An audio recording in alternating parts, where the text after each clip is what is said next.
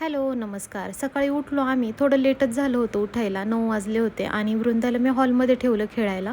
वृंदा हॉलमध्ये खेळत होती. तोपर्यंत मी माझ्यासाठी नाश्ता बनवून घेत होते. वृंदाचा टॉनिकचा टाईम आता मी चेंज केला कारण की वृंदाला जर टॉनिक दिलं ना मी, ती अजिबात खेळत नाही. तिला वाटतं की मी तिला घेऊनच बसले पाहिजे. ती मला काहीच करून देत नाही. किचनमध्ये पण जाऊन देत नाही. मग त्यामुळे मी अगोदर नाश्ता करून घेत होते माझ्यासाठी.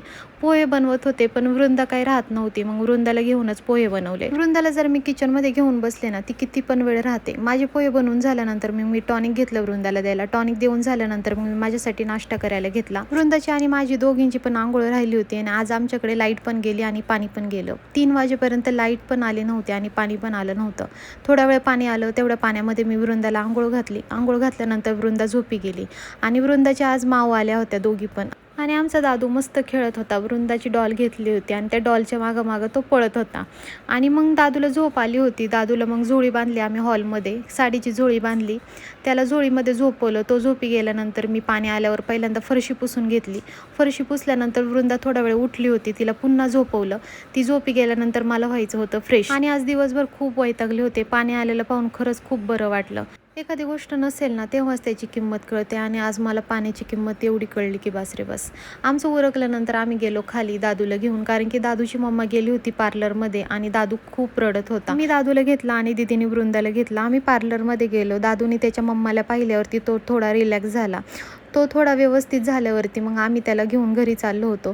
जाताना मग आम्ही पाणीपुरी आणि कच्ची दाबेली खाल्ली. कच्ची दाबेली खाल्ल्यानंतर मग आम्ही घरी गेलो. घरी आल्यानंतर पहिल्यांदा मशीन लावली. दादूचे आणि वृंदाचे सॉफ्ट टॉयज धुवायचे होते, ते धुवायला टाकले. त्यानंतर वृंदा आणि दादू माझ्यापाशी खेळत होते.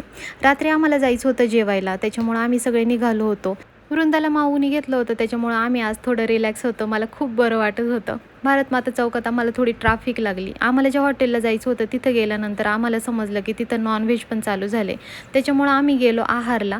आहार हॉटेलचं जेवण सगळ्यांचं फेवरेट आहे, त्याच्यामुळं आम्ही आहारलाच गेलो. सगळेजण जेवले. त्याच्यानंतर आम्ही तिथून निघालो. आम्हाला दीदीला आणि कीर्तीला त्यांच्या घरी सोडवायला जायचं होतं, त्याच्यामुळं आम्ही पहिल्यांदा दीदीच्या घरी गेलो. दीदीला सोडवलं.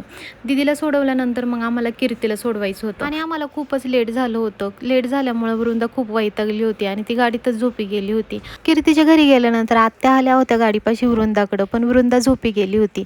मग त्यानंतर आम्ही थोडा वेळ बोललो त्यांच्यासोबत. मग आम्ही निघालो घरी. मला वाटलं आता वृंदा मस्त झोपली, आता काही टेन्शन नाही, पण घरी आल्यानंतर वृंदा लगेचच उठली. Bye bye.